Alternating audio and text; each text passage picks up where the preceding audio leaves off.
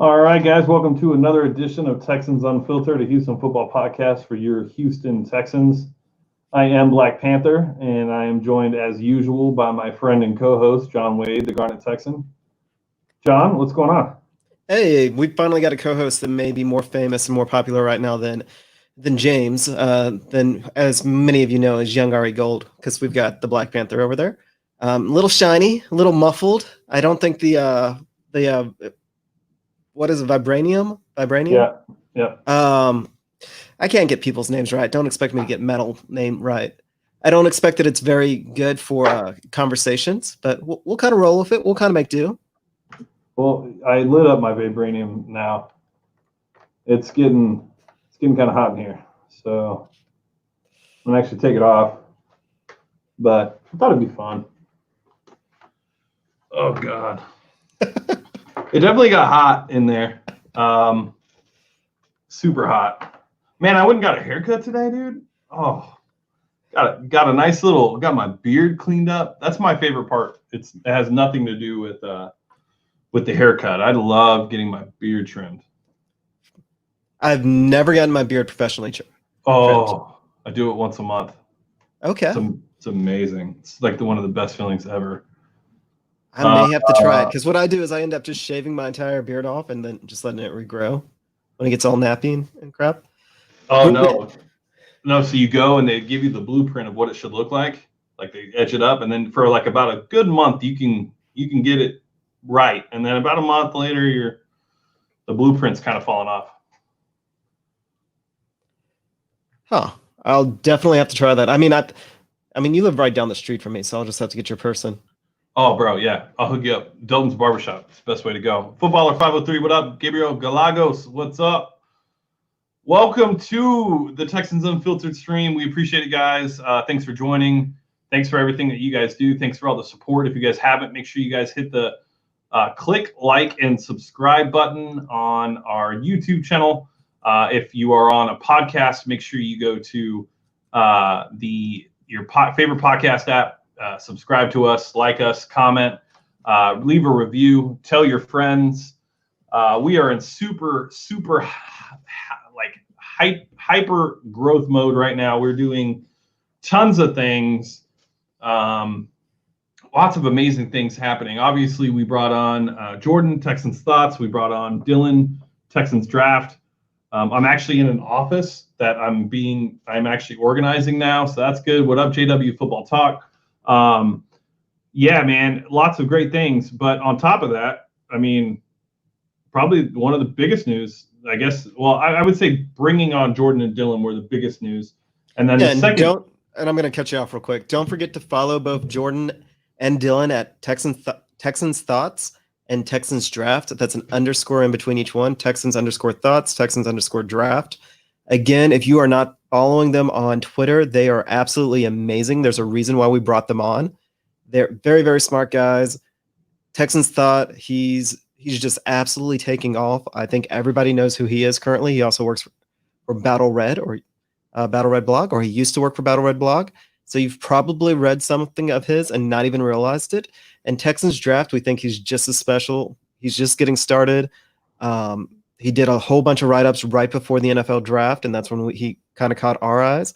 So just go on Twitter, search them out. Definitely read their stuff. You'll definitely learn something. Yeah. Sorry, was reading a Slack. Preston should know to not Slack us during this. No, yeah, super excited about Jordan and Dylan. I love talking to them. I love working with them. I love developing and helping them mold their career. It's crazy where we're at, man. It's insane to just see the fruits of our labor. But then on top of that, big news today. We are, and make sure you guys go to God, great job, Cody. TexansUnfiltered.com is your place for the most in-depth Texans content you could find. Texans Thoughts put out an article today on why Connelly is our cornerback one and not Bradley Roby. Extremely, very layered, well put together article. There's film included in it. And really, you should walk away from that knowing that Gary and Connelly is our cornerback one. So funny make story sure about that article is he went in there not thinking that Gary and Connelly was going to be our cornerback one. This was kind of started as a pissing contest, or we're professional now. Can I still say stuff like that? Can I still curse? No. All right. So this started as a kind of a little bit of a bet on James's behalf when Dylan started to go and break down when Jordan went down to break down our cornerback group, James is like, watch out, Gary and Connelly is our number one. A little bit of a back and forth between them after they got done. Jordan admits James was right. Yeah, me and Jordan have coined the term for Gary and Connelly. We're calling him sticky because he is absolutely sticky when it comes to covering a wide receiver or really covering anybody. Press man, the dude is just phenomenal. It's funny, yeah. Me and Jordan we were just having our typical one-on-one that we have once a week, and we were talking about corners. And Gary and Connelly came up, and I told him cornerback one. He didn't believe me, and we talked about it for like an hour. He went and wrote a nice piece on it, very good. So make sure you guys go to TexansUnfiltered.com. Make sure you guys subscribe to the website as well. We'll be putting out weekly newsletters to let you guys know kind of what the articles were this last week, what to come. I happened to catch a peek of Jordan's interview with Jonathan Granard today. It was fantastic, super good. And Dylan is working on putting together a draft profile for one prospect each week starting this Thursday, leading all the way up to draft. And then we're going to put together a big draft guide specific for you guys that's specific to the Texans and their needs in certain positions and things of that nature. So just tons of things going, but not to overshadow all of that, we are now officially the Texans Unfiltered partner, or we are Pro Football Network's Texans podcast partner. So we are now supported. I guess that'll be, I don't know. We'll talk to Matt and Aaron. They'll figure out exactly how we want to say it. They'll tell me how to word it. But we are now under the Pro Football Network umbrella. That is correct. And the website is there as well. And yeah, man, they thank you to Aaron and Matthew and everybody at Pro Football Network for just seeing the hustle that we brought, the effort that we're bringing, the content that we're bringing Texans fans. It's nice to see a national network, see what we're capable of doing and what we're bringing. Lots of interesting pieces are happening as we speak, and it's just really cool. So now that we're in super hyper growth mode and doing whatever we can to just continue to build, things are starting to become a little bit more professional around here on Texans Unfiltered. As we have eyes and ears kind of everywhere, watching our every move and watching what we're doing. We want to make sure that we give you guys the best content and that we don't sacrifice who we are as people, podcast hosts, YouTube hosts, writers, editors, whatever it would be. And with that being said, I can't thank Pro Football Network enough and everybody else that's just kind of supporting us. Make sure you guys also check out the YouTube. If you guys aren't subscribed, you guys should subscribe now. Jordan, Texans Thoughts. I got to stop calling. It's weird calling him Texans Thoughts because I know him as a first name guy, but Jordan just put up an awesome video breakdown of Deshaun Watson's kick in the eye touchdown pass. It was a great breakdown, 7 minutes, great thumbnail image, just a great breakdown. His first YouTube video, just awesome. So lots of things, lots of pieces, lots of happenings. Patreon's about to get rebooted. We're starting to work on that on Thursday, so you guys are going to want to be on the lookout for that. Preston's working hard on that and his communication skills, which is great. How to Win Friends and Influence People. There we go. Great book. If you've never read it, you need to go. I sent him that book, literally. Anyways. You got your purple? I got my drink, and my Smoky Mo's. I'm also, just real quick, we're doing, I interviewed 2 small businesses today. We're going to put together an episode of just small businesses in Houston to give back to the city that supports us and helps us. We want to promote and build however we can in a city that we care about. If you guys have any Houston businesses, any small businesses that could use any publicity, anything on the website, anything like that, Steam Willie Beeman, what up? Yeah, just send them our way. Just we want to do whatever we can for the city of Houston and the people that support us. So make sure you guys pass it around. If your mom has a friend, or it doesn't matter, anybody that has a small business that is struggling because of COVID-19, please let us know. We understand this is a difficult time. John and I have both been in the restaurant business. We've both worked for small businesses. We understand what's going on, and we want to be able to help out as much as possible. So make sure you guys hit us up. You can send me an email at james@texansunfiltered.com, or you can just hit me up on Twitter or Instagram.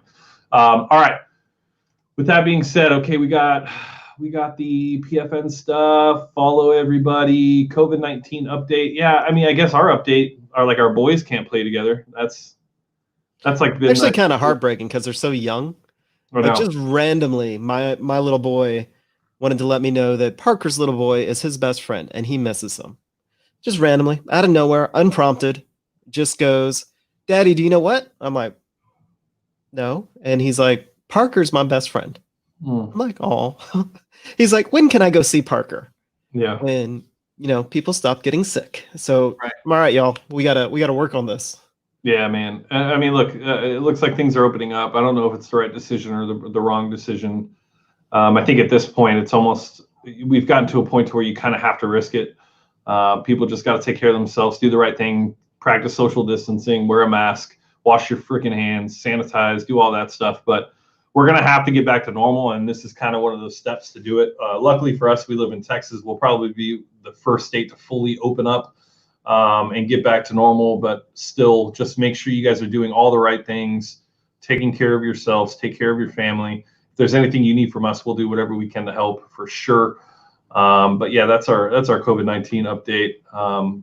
Really pretty much just very politely, this is one of our customer services that if you are a local business and you want a free ad right now, we'll do it for you. If you've been affected by COVID, just to tie up a bow on it, reach out to us. We'll give you a shout out. Again, everybody could use a little bit of help right now. We completely get it. This is our platform that we can actually do a little bit of good. We've done it in the past, and we're definitely going to do it going forward. Yeah, and on top of that, what we're going to do is for the thumbnail image for articles that are coming out, we're going to include the business logo instead of an actual thumbnail image of the player.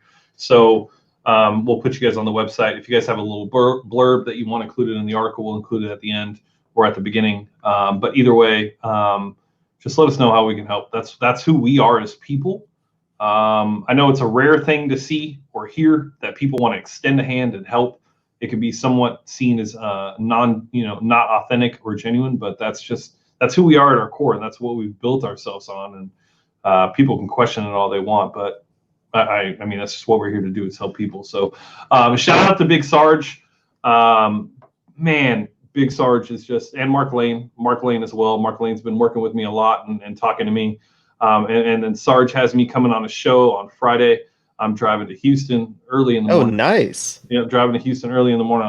At 6 o'clock. I got to get there at 9. So happy to be in the H. It's one of my favorite places to be. Doing my first radio interview. So, yeah, just great things. But you guys don't care about all of that now, right? We're already 13 minutes in. We better start talking about some football. Let's start talking about some football. So let's start off with Anthony Weaver and the defense. He speaks up. What do we think? Let's hear it out. Wrong button. Sorry about that, guys. There we go.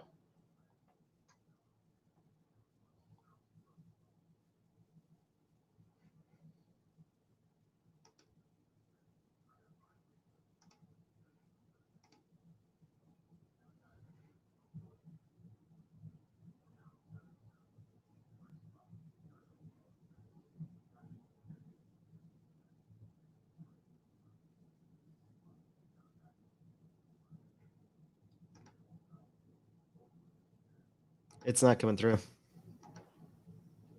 Yeah, it's not going to come through on the stream, but it came through on the recording, which is the biggest part. Unless I connect through Bluetooth, which gives you a bad connection, there's just there's no way that we can do it. So our podcast editor told us to do it through the Rodecaster 2 USB. So basically, Anthony Weaver was talking about the pass rush and what he expects from them. His job is basically to be able to get all of the guys on the field at the same time to be able to produce. As we all know, in the past of these Texans defenses 3-4 years ago, just 4 years past, really, they have not been able to get Jadeveon Clowney, Whitney Merciless, and J.J. Watt all going at the same time. One usually suffers while the other two flourish. It's really going to be an interesting thing to see. I do think that we have the players and the pieces to be able to generate a pass rush. I think the biggest move that needs to be made is kicking JJ inside. I don't know if we'll actually do that. What up, Giovanni? But it's something that we need to start to consider. I mean, you have Jacob Martin, Charles Omenihu, Duke Etchefor, Whitney Merciless. You know, you have Timmy Jernigan. We have the pieces. It's just going to be up to the scheme and really taking advantage of what those players' strengths are to get the most out of them. Yeah, it'll be interesting to see. Every defensive coordinator comes in, and new defensive coordinators always come in with a plan. Usually, first-year defensive coordinators come in, and they're going to be hyper-aggressive. What I liked about Anthony Weaver is also something that we'll see if it actually happens. He wants to bring the Rex Ryan mindset to the rack defense, kind of get rid of the prevent and off-man, off-coverage. Funny thing, talking about like Gary and Connelly, he's actually not too bad at zone. He's really, really good at press man. He was horrible at off-man. Off-man, sometimes when you look at off-man, it looks like they're playing a zone. So that's why he kind of got the reputation as being bad at zone. This is something Jordan taught me, and I thought that was extremely interesting. Weaver comes in. He says he wants the cornerbacks to play more aggressive. If they play more aggressive, that'll allow the pass rush to help them out. And that kind of, if the pass rush helps out and actually gets home on the quarterback, that'll help out the secondary and not make them look so bad, like they're chasing everybody around all day. Yeah, there's a lot of moving pieces to the pass rush, and it's going to be. I didn't even include Granard, opposite of Whitney potentially. You know, really for me, what it's about is seeing somebody take that Brendan Scarlett spot opposite of Whitney Merciless and having an additional pass rusher on the field that can actually rush the passer. Brendan Scarlett is not a pass rusher. He's good at setting the edge, decent against the run, but not really great on special teams. But is not a guy that you want to count on for 16 games, opposite of Witt. And also, we got to look at the potential. What's up, Eric? We got to look at the potential development of Charles Omenihu. You know, he had a solid year last year. Stats won't back it, but he definitely made an impact. He has I think he has the longest arms on the defensive line. Freak athlete. It's going to be very interesting to see what he develops into, and if he's able to kind of double up on those sacks. He had 3.5, I think, last year. So if he can get to 7 this year, that would be a solid move. Well, Granard's actually very interesting because he adds an extra dimension to the outside linebacker group. We haven't had an outside linebacker that could cover. So essentially, their idea of covering with the linebackers was dropping one or the other one into zone. Where with Granard, he adds that extra dimension that he can cover, and supposedly he can pass rush. That's what he did in college. He's a pass rusher in college, and during the Senior Bowl against higher level talent, he looked much better as a coverage linebacker. So it's just an extra dimension that if he comes in and he's able to do that, that helps further disguise the defense. You know that on the outside, if you have Granard and Merciless, it's just not too pass rusher. Whereas if you have Martin Merciless, they're bringing the house. So it's just, again, another extra layer and something to be excited about. Yeah, I think one of the things about Granard that people need to really be excited about is really just kind of what you talked about, in the sense that he can drop into coverage, but he can also, what's up, Ignacio, but he can also rush the passer. What's up, Pat? But the biggest part about that is that since he can do both, when he's on the field, you really don't know what his responsibilities are going to be. So he could drop back into coverage, or he could rush the passer, he could set the edge, things of that nature. When you have just a one-dimensional guy like Jacob Martin on the field, you know what he's doing. So with Granard, it's going to be very interesting to see how that goes. But yeah, exactly. Yeah, Pat's on the right track. They're not dropping outside linebackers into coverage, and if they do, it'll be a very rare thing, which is one of the issues that we've had. You know, it's funny. Rivers put out an interview or an article today about Ross Blacklock and how he dropped into coverage sometimes at TCU, and sarcastically made a funny joke about how that's probably why the Texans drafted him, was because he was dropped into coverage sometimes. Because we did ask DJ Reader to do that too at times. So, big man in coverage, always fun. It was just funny to read, and but yeah, so I think. Look, with the addition of Blacklock, I haven't even mentioned Blacklock yet. So there's players on this defense that could really make an impact on this pass rush. It's just going to be about getting the right guys on, finding the right scheme, and being able to coach them up to do what they need to do. And I think they will. You know, I think, like I said, I think it was during the schedule release, I don't expect this defense to come out the gates hot. I expect our offense to come out the gates hot and keep us in games and win us games. But I expect we have to understand to have measured expectations about our defense. Rookie defensive coordinators traditionally do not do well in the NFL when they're first learning how to call plays in the NFL. Like I said, they do come in, and they usually come in guns a-blazing. They're going to be super aggressive, and they want to, but it's learning when to be aggressive and when not. And there's going to be some growing pains with Weaver, but hopefully we'll see enough out of him that it's not like, Vrabel when he came in and took over Rack's defense and tried to make Rack's defense aggressive. We saw how well that worked out. So I think Weaver has the different mindset, and I think he has better pieces to play with in some regards than Vrabel did. Yeah, no, I would agree. He's definitely in a better position. But like I said, I think it'll be more like a week 8, week 9 thing. I think we'll wait on the offense wait on the defense to get going. I think the offense will carry us, especially if we can make it through week 1 through 4. After that, then we'll start to gain some momentum on defense, start to see some things. One of the things I wanted to get to was Footballer 503 mentions if we can get a legit free safety that can play single high, the secondary can be legit. One of the things that I went back and started to watch, and I need to put something together, it's just about finding the time, is Justin Reed played single high a lot his rookie year.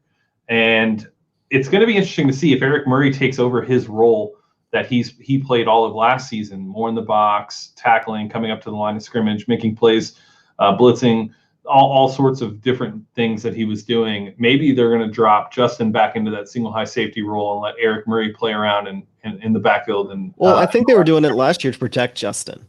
He had that huge brace on his shoulder. Wouldn't that be the opposite though? Do what? If you're just hitting, wouldn't that do? No, I mean, sit there. Test yourself. Go out there and try and run with limited use of one of your arms. It's harder. It's hard to tackle. I can't believe he did it at all. That's what I'm saying. No. I think that they were trying to protect him from not playing single high as much because it's hard to run, even though it's his shoulder. It's harder to run. Whereas, sure, if he's not playing single high, if he's playing down closer to the box, he's just out there tackling, and he's got enough padding that it probably wasn't killing him to tackle. But running, not so much it was painful. It's just that trying to move your arms and trying to just go. Like, he just wasn't able to run as fast as he normally did, which would make him a liability at single high. Yeah, maybe that was it. I think there's a lot of different pieces. Murray pretty much has made his entire career in the box. That's what he's known for. You don't want him in coverage. What you do want him is tackling and playing in the box. So, I think that's what we're going to end up seeing, and I think that's why we haven't seen them sign a safety that can play for single high safeties, because I think they expect Justin Reed to be able to do that, and that's fine. I liked his best year out of the 2 he's been here was his rookie year, and it's because he was playing single high. So, not a lot to worry about, in my opinion, with the safeties. I know that's kind of getting blown out of proportion, but I like what they're doing. It's like they found a tackling machine that can play in the box, can drop into his zone if necessary, and Eric Murray, but then they're going to free up Justin Reed and let him go play single high. So, all right, let's talk a little bit about, I guess I won't play the clip since it doesn't play on YouTube.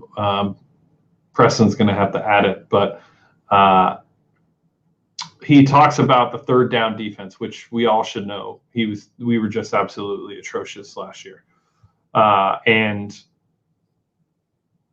I'm glad that they brought it up. I'm glad that they talked about it. But the one thing that I do have somewhat of a problem with is the fact that, he used buzzwords like exotic and different doing different things to not show our hand and stuff like that.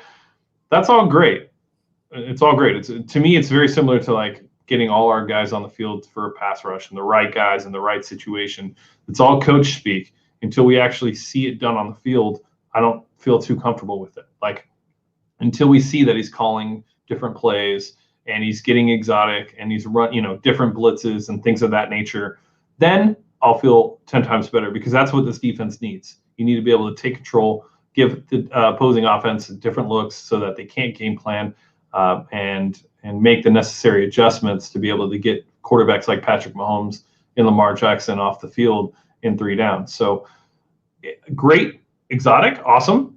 I want to see it, but what do you expect them to say? Oh, you know what? I think The reason why we were so bad on third down last year is because it was just bad execution. We're going to do the same thing and just hope for different results.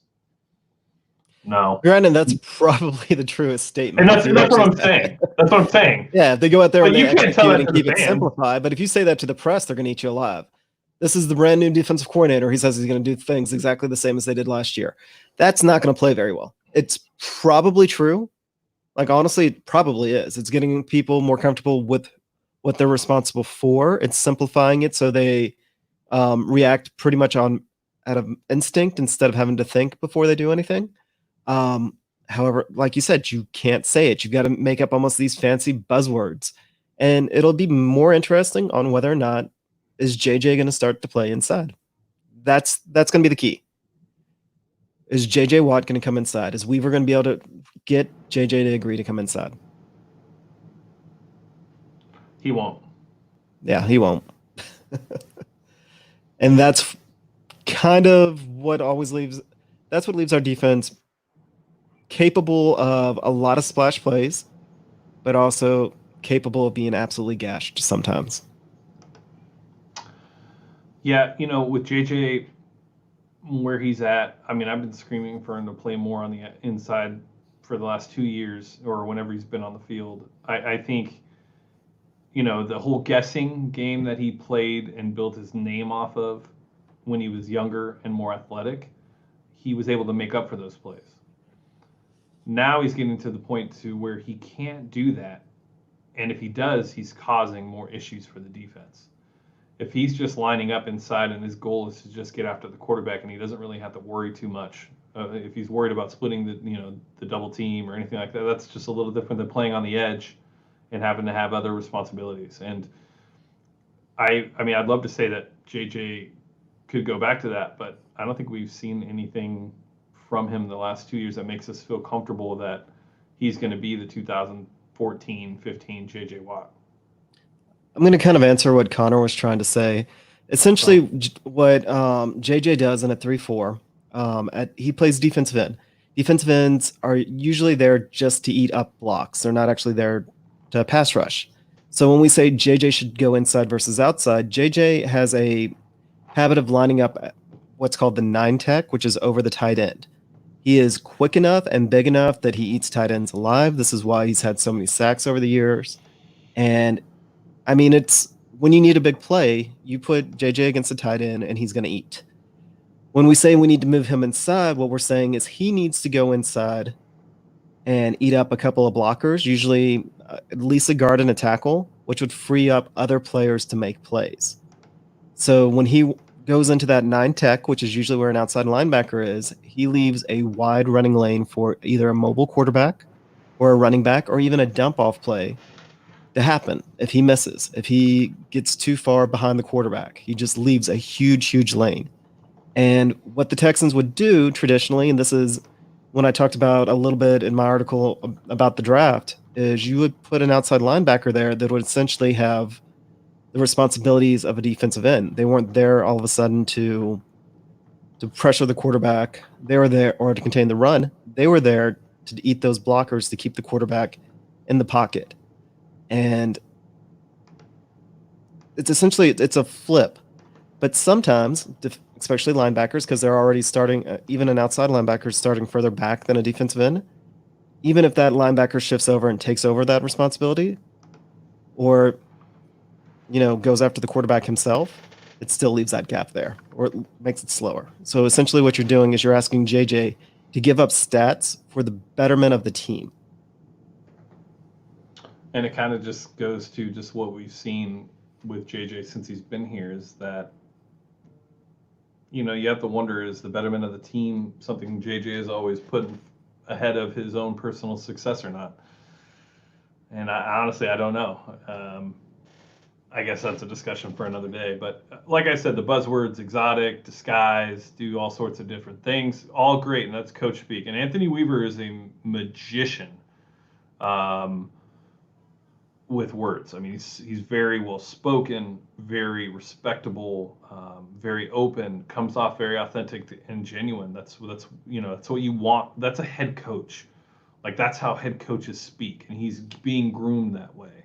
He And absolutely commanded his press conference. I was oh, blown away by just him speaking. Like, I'd rather listen to him talk to Bill O'Brien, to tell you the truth. And this is nothing against Bill O'Brien, because when Bill O'Brien actually talks and he's happy and he wants to talk about football, he can give a great press conference. He just usually doesn't want to. Patriot school thought. But Weaver was following all the Bill O'Brien rules, all the Patriots rules. He didn't really say anything substantial.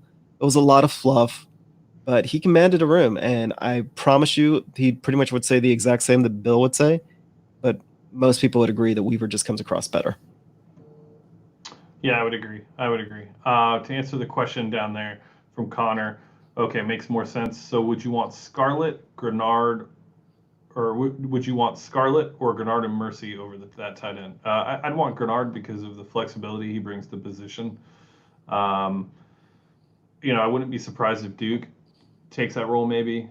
Jacob Martin. There's three guys in camp basically that can compete for that role, and that's what you want going into camp. You want three guys that can compete, that can do what they need to do, and either one, Granard, any of the three, any of them are better than Scarlett in my opinion. Scarlett does not scare anybody from a pass rushing perspective, so I feel good with any of those. What's up, Joshua? What's up, DA Texans? Yeah, man. So we'll see. All right. I'll let you get into your next topic, since you're gonna start doing some of these hosting duties. Why don't you take us through? Take us through. All right. Topic So number 2. there was a little bit of a Twitter. It's that damn smile. There was a little bit of a Twitter, I guess, argument. I don't know what to call it on Twitter, because I can't tell if people are being civil, if they're just not knowing how to you can't read emotions over Twitter. So I don't really know how much these things are escalating. But essentially, Texans Draft responded to a tweet on how many average players did the Texans have. And then this turned into a whole thing. My phone was lighting up for the rest of the night over this one comment. Texans Draft, of course, responds back that he believes we have about 15. Granted, we're a little homerish. That's okay. We're a little biased. We watch these guys, so we see what they can be, not necessarily what they are. I would say this is the biggest difference between a local coverage and a national coverage. You spend all day looking at these guys. You look at their potential. You know what they're capable of. Whereas national guys, they do not have the time to get into the fringes of the roster, especially for the Texans, because, we don't have a lot of fans. However, what kind of got to me was the responses back to Texans thoughts. Yeah, maybe 15's a little high. Maybe. I don't necessarily disagree with him, but maybe. But when you ask a loaded question like how many average players do you have, and then somebody gives out their opinion that covers the team and, actually knows the team, actually have something substantial to say back to them. Just saying what an average player is. First off, if you get a second contract in the NFL, by definition, you are an above average player. The average player in the NFL lasts 2.5 seasons. So to get to a second contract, you're above average. That's it. So any player that we expect to sign a second contract is above average. Now, did he mean starters? Again, it's unclear, because if you say starters, how many teams start 2 tight ends versus how many teams start 1 tight end? So are we talking about 32 tight ends, or are we talking about 64 tight ends? And you can go up and down the entire roster. That's how NFL rosters are made. And then it's football, the NFL especially, is the ultimate team sport. So it was above average. He was asking who's above average. If I didn't make that's up clear, that's what the question was, just quite simply, how many above average players does your team have? And there's just so many ways to spin it. If you've got a player that does something exceptionally well but is horrible at everything else, are they above average? If they are a role player, if they are just your spot pass rusher, like Jacob Martin is above average when it comes to rushing the passer. He was second to only Ngakoue on how often he got home on pass rushes. Like, he has an insane percentage when it comes to rushing the passer. But if you look at him when you include the running game, Not so much. He's a little light. He gets pushed all over. That's why he didn't get as many snaps. Now, is Jacob Martin an above average or below average player? He's above average at one thing, but he's below average at something else. And then the guy that really, really, by definition, you won't have many above average players. Well, it's not Madden. I disagree. I would actually say it's the opposite. Madden, it's hard to quantify what players do and how well they play within a system. And I think that's a better debate than just sitting there and completely shutting down a guy for responding. And I mean, Cody has it right. By literal definition, 50% of your team is above average. Correct. Now, the player that actually ended up lighting my phone up was Zack Cunningham. Yeah, that's what pissed me off. And I got into it with, some guy that claims to be a freaking analyst, has no idea what he's talking about. Then asked for stats, which really isn't a linebacker thing. Like, he said ask for stats, and then he even said, well, there's not really any good ones to judge a linebacker by. Well, yeah, exactly. And, Zack Cunningham is far above average. And because people don't watch Texans games, they don't know that. They don't see that. And that's fine. That's fine. It's funny. I was talking to Jordan about this the other day. I think it was Jordan. It was somebody. It was probably Jordan. Always talking to Jordan. Oh, God. Why did I lose my train of thought? Well, no, you were sitting there talking about Zack Cunningham. Zack Cunningham last year led the AFC in tackles. He was second in the entire NFL in solo tackles. He was fourth if you take in team tackles or whatever. We dismiss PFF sometimes. However, he was the number one run stopping linebacker according to PFF. Regardless, with Pro Fantasy Focus, what we actually think about most of their stuff, we will say that usually when somebody's the top out of any one of their stats, they're usually at least above average. Now, he kept comparing to Zack Cunningham to why am I blanking on the game? Martinez. Blake Martinez. Essentially, what they were saying is he was trying to say was Zack Cunningham. I am all over right now with names. Yeah, that's pretty bad. This is the bad. Not gonna lie. All right.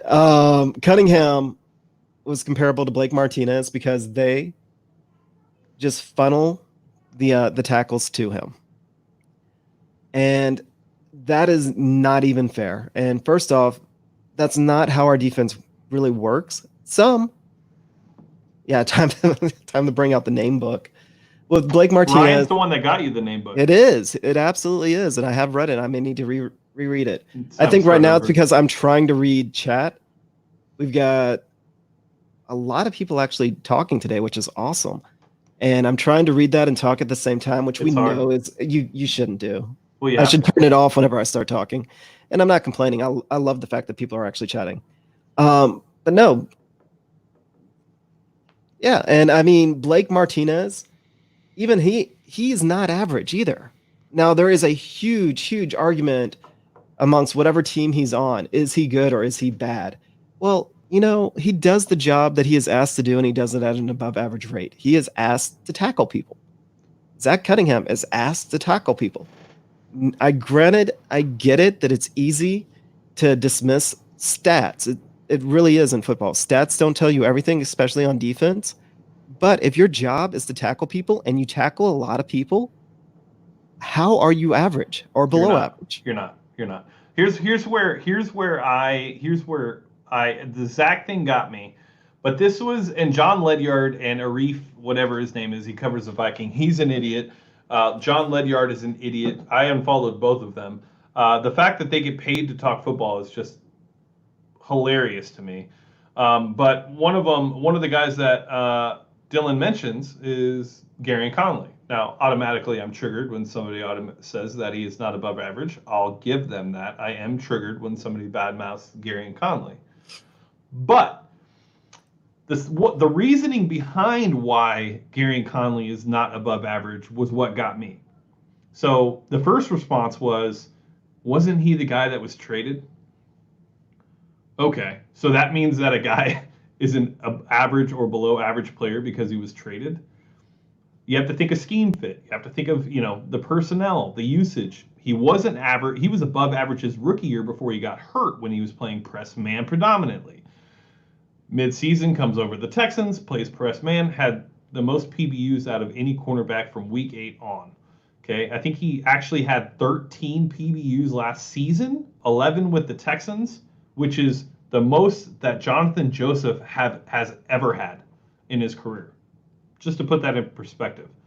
So that bothered me. But then somebody else, probably a Reef or whatever his name is, then he mentions, oh, that's why they didn't pick up his 5th-year option.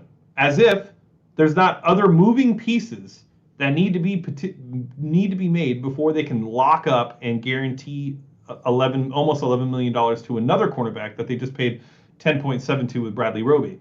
They still need to sign Deshaun Watson. They're going to have to figure out a space for Zack Cunningham and what they're going to do with BMAC.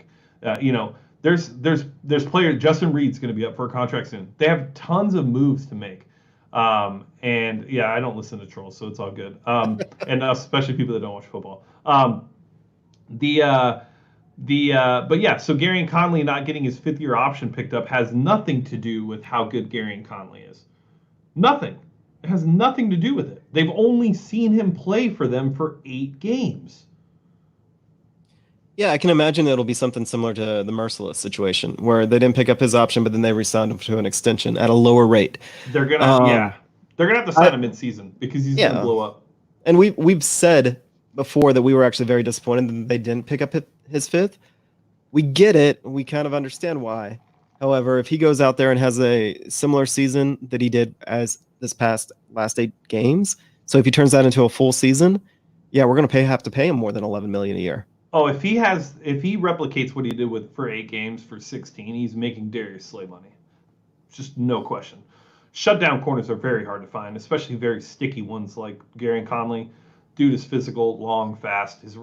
The biggest thing about Gary Connelly is his ability to recover when he's beaten is just insane. So, I mean, no more love for Gary Connelly, but it's going to be interesting to see how that works. Here's what I think happens, and we're playing long-term games, so I'm just going to spit it out, so that way when it happens, you guys can come back and be like, oh, that's right, 2 years ago you guys said this. Here's the thing that I would tell everybody to watch out. Let me spew it. I got to spew it. Yeah. Gary Connelly is going to get signed to an extension, either mid-season or after the season, and it's going to be anywhere from 13 to 16 million. And then we're going to play with him and Roby next year. And then in 2022 in the offseason, we're going to cut Bradley Roby when he has 0 dead money left, and we're going to roll with Connelly. And hopefully at that time, Lonnie and John Reed and all of them are up to speed. But that's what's going to end up happening for all you Bradley Roby fans, who I actually was and still am. But I like Gary better. Go ahead, John. You love Roby. One of the things that Gary Connelly is really good at, if you watch him, he's good at recovery. Sit there and actually watch him in man. So it's almost a gift where a cornerback learns how to read what the receiver's about to do. But Connelly has that gift that he can read the receiver and he can tell when he's about to catch the ball. That's something that they try and teach cornerbacks, and it's really hard to teach him. Connelly already knows that. He already has the physical skills. He struggles sometimes in off man. Off man is really, really hard to play. From what I've been told, I've never played off man.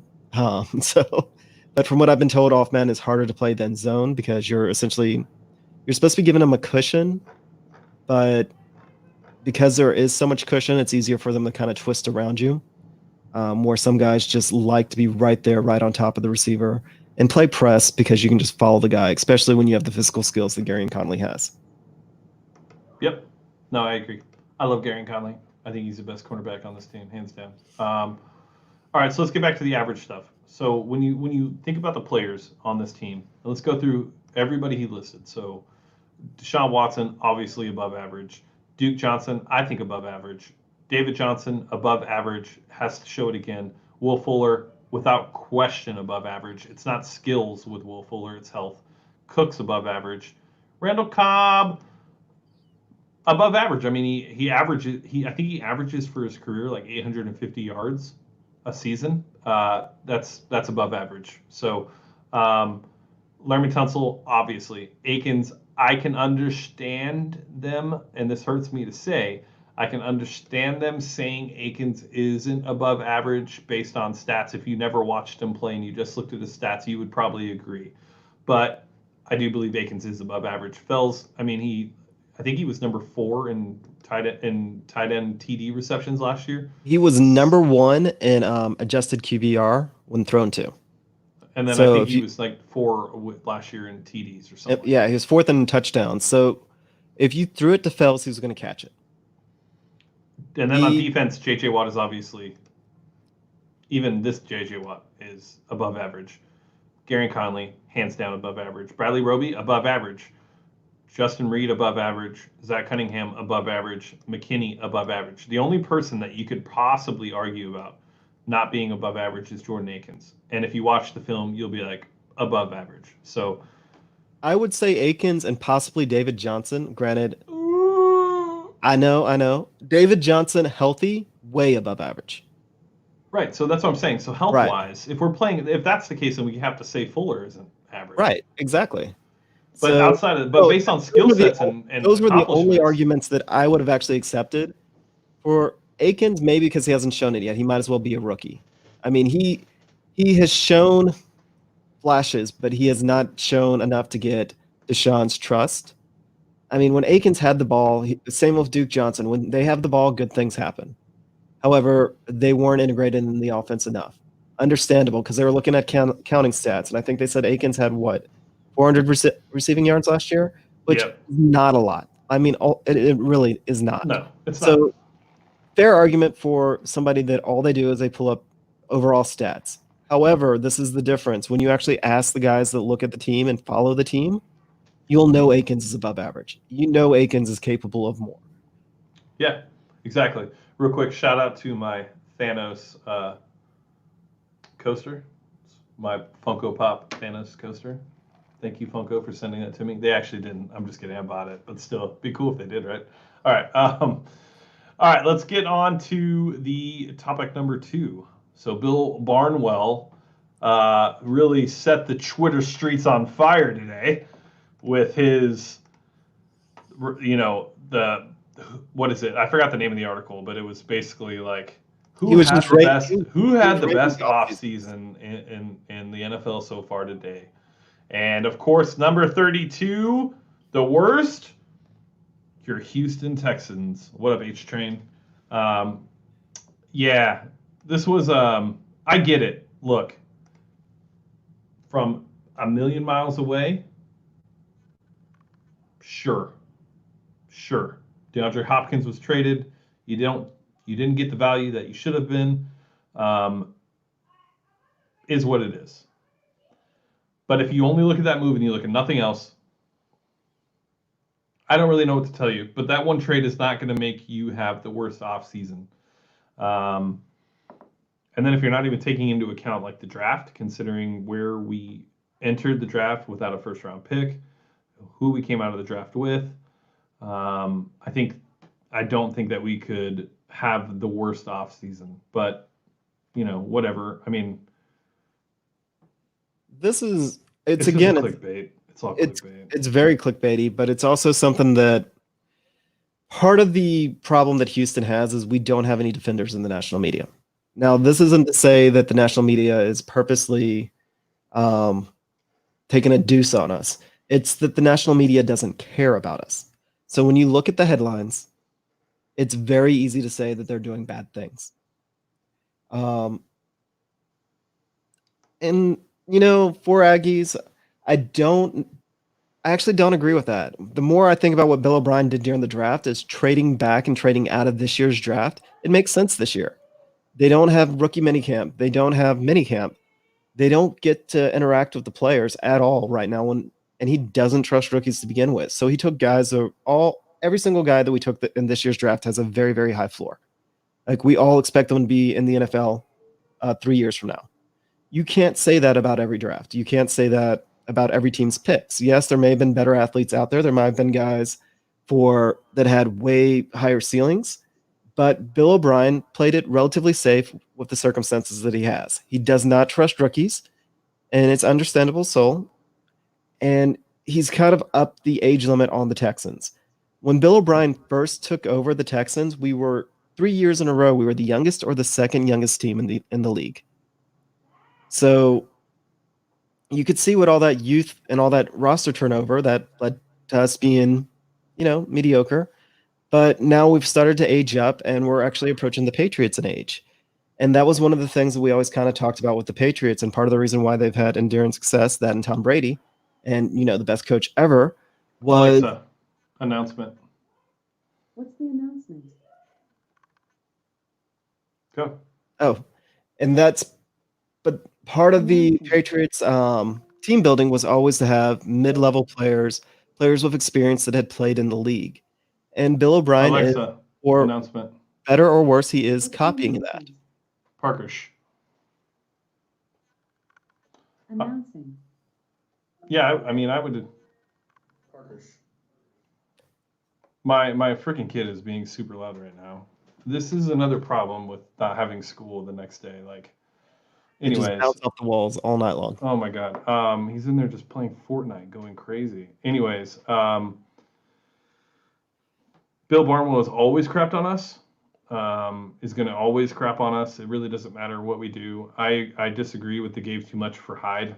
Like, is that really the one trade you're hung up on? We gave up. I mean, we were going to cut Rankins, and we got Hyde for Rankins, and he produced for us over 1,000 yards for the first time in his career. So I don't know if that's it, but yeah, man. I mean, It's just this weird mindset that all of a sudden both the Colts and the Titans are going to jump us. I think the Colts have a chance, but that's just me. Nobody else seems to agree. Later, Ignacio. I like what the Colts did. I know nobody else does, but I'm telling you, don't be surprised if Phillip Rivers is really good this year. Yeah, I just don't see both of those teams all of a sudden. It's one of those things that, the Titans, they have a hard time doing things back-to-back years. They've always had. And last year, their entire offense was like, let's give the ball to Derrick Henry and just have him run through a brick wall and see what happens. You don't really have a lot of success in today's NFL doing that 2 years in a row. And Tannehill, there's no way Tannehill's going to repeat what he did last year. I mean, he was the number 2 most efficient quarterback in all of football. This was Ryan Tannehill. He's a wide receiver. How on earth is he going to do that again? No, it's the best offseason move that happened for the Texans was that they gave him a long-term deal. So the Colts are good. The Colts, they should scare us. I mean, they're going to be really good. As long as they have Frank Reich as their coach, they're going to scare us. Cody, I'll take that bet. It's going to come down to the Colts and us. Yeah, and for the AFC South. Tennessee, again, A.J. Brown, he is a beast. He'll probably be the best receiver in the entire AFC South. I get that. I like A.J. Brown a lot, but Henry isn't going to be able to repeat what he did last year, and I will put money on Tannehill not repeating what he did last year. I would agree. I think, but I do think the Colts are going to be very good. I really do. I know everybody wants to talk crap. They want to jump on the Colts. I know we hate them. I know it's cut the Colts, but still, like, this team is going to be very good as long as Frank Reich is the coach. I know you guys hate hearing that. You guys don't think he's that great of a coach. Fine. But Phillip Rivers is going to have a very solid year. They have weapons. They invested in running backs to pair with Marlon Mack. Their offensive line is the best offensive line that Phillip Rivers probably has ever played with in his career. They have Darius Leonard, Solomon. Who was the guy that they traded for from the Niners? Was it Solomon Thomas or was it DeForest Buckner? Buckner. It was Buckner. They got DeForest Buckner. They have pieces. They have really good pieces. Only Cooker's playing on a contract year. They didn't pick up the 5th-year option. So, yeah, I think it's going to be interesting to see. All right, let's get to the third and final one. This is a good one. I like this one. This should be fun. I like this one a lot. All right. As obviously we are both Deshaun Watson fans. Obviously. And even if I wasn't a Deshaun Watson fan, this is a very easy conversation to have. But you would think it's an easy conversation to have, but I mean, it might surprise you a little bit. Smart people, at least. All right. So who's a better quarterback? Deshaun Watson or Dak Prescott? Put them in the comments. It is Deshaun Watson. And if you put anything else in the comments, Please unsubscribe. You're Because- definitely following the wrong teams, pod. Yeah. However, here's the argument. This goes back to what we were kind of talking about. What we were talking about earlier. In football, stats are not everything. If you actually pull up the stats, other than winning percentage, Dak Prescott has better stats than Deshaun Watson in just about every single one that you can think of. Adjusted yards per pass attempts, Deshaun's a little bit higher. Yards gained per pass completion, Deshaun's a little bit higher. And rushing yards, he's a little bit higher. But Dak has more rushing touchdowns. So it's one of those things that who's better? This is a great point right here. I want to see those stats. I want to see just fourth quarter stats.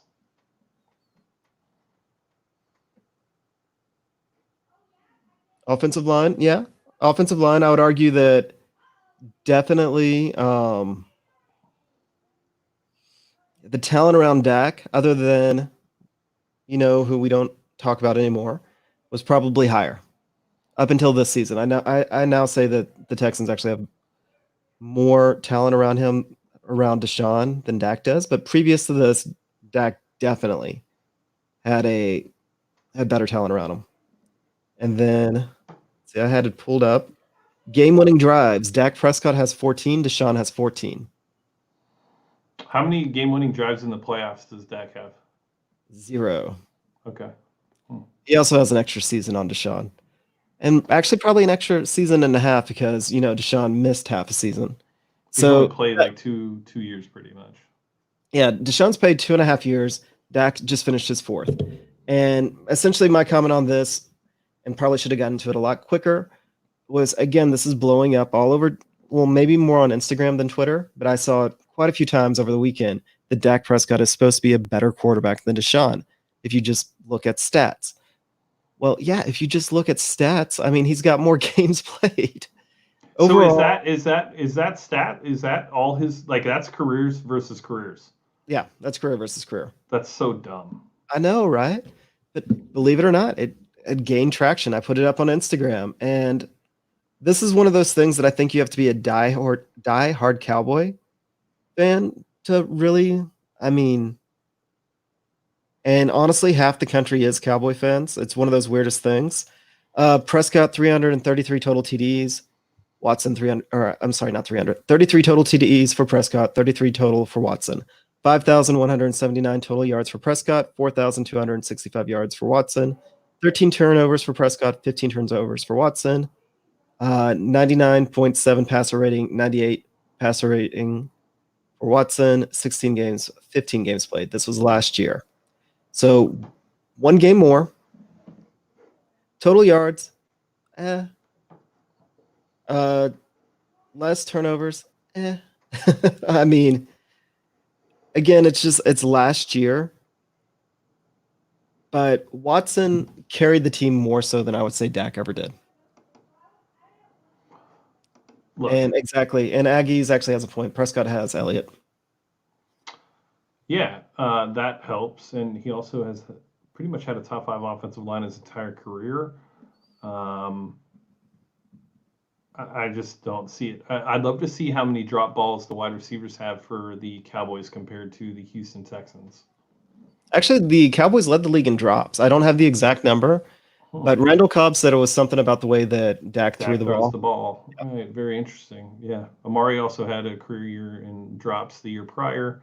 So, yeah, I don't know. Also, Dak's not as exciting. But, I mean, he's a solid quarterback. I don't want to downplay Dak. I think he's a starter. He's a starter, and he's good. I wouldn't pay him $35 million, though. Dak is, my honest opinion about Dak is he's both overrated and underrated all at the same time. He's overrated because he plays for the Cowboys. If you play for the Cowboys, you're overrated. Underrated because a lot of people in Cowboys Nation think that Andy Dalton could just slide right in and do exactly what Dak does.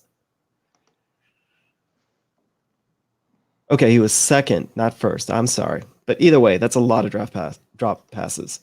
Um, yeah, every year the experts predict the Cowboys to win 10 to 11 games.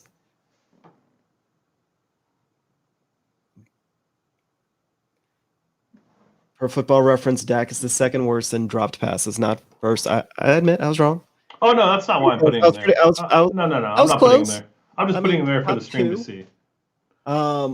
However, this is one of those things that I think Dak is better than some give him credit for. I do not think that you just drop Andy Dalton in there and he replicates Dak. I don't think that's going to happen.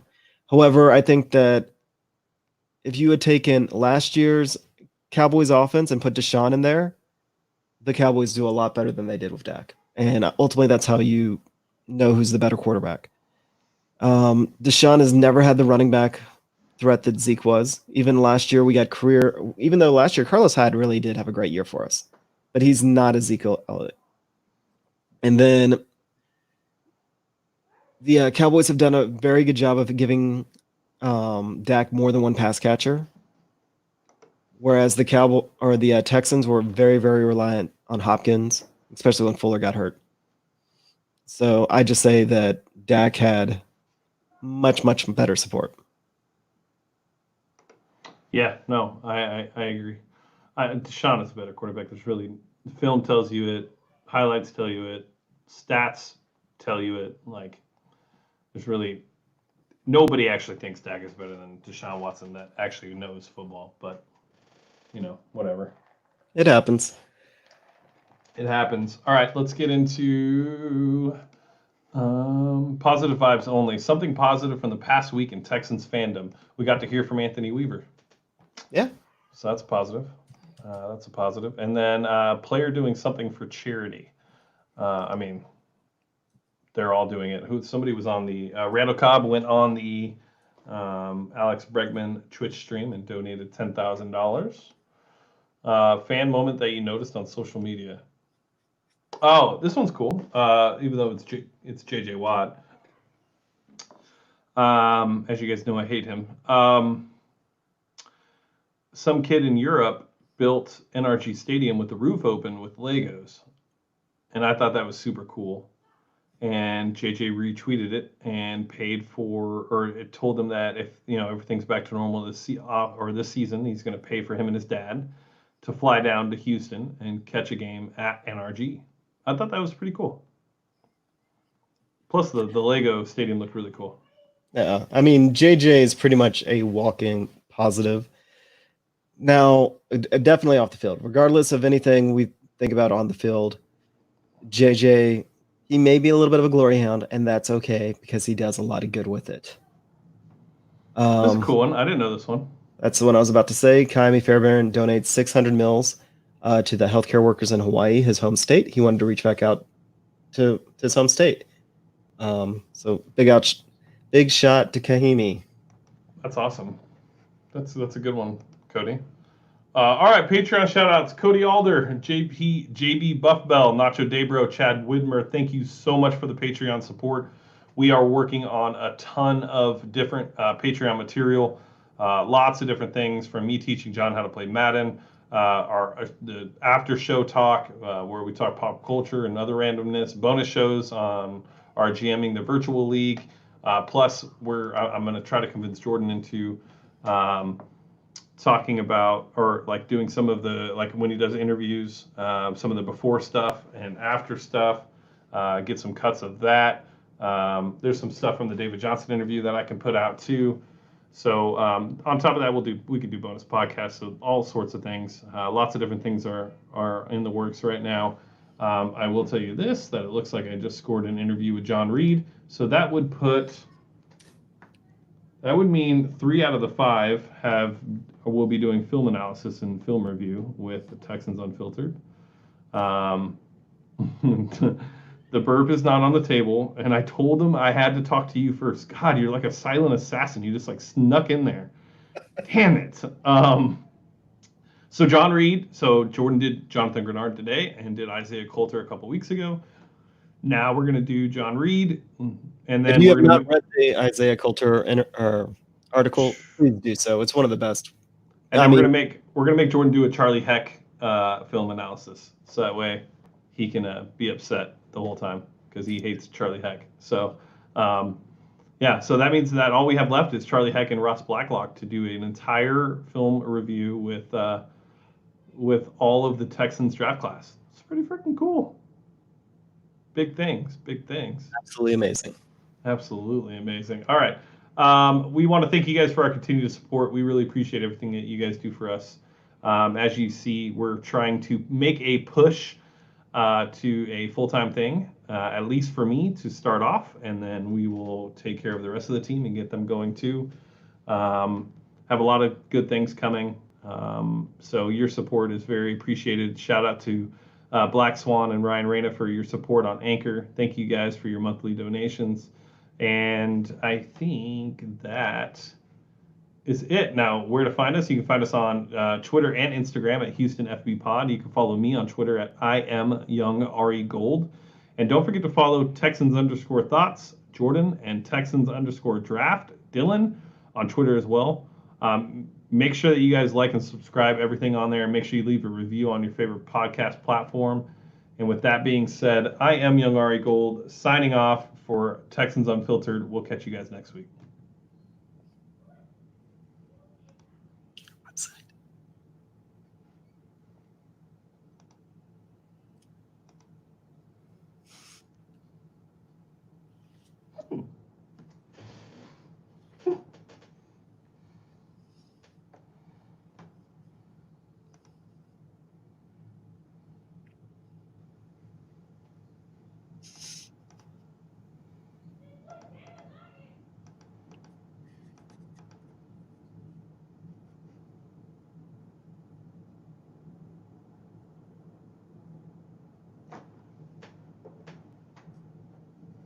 Sorry, Cody.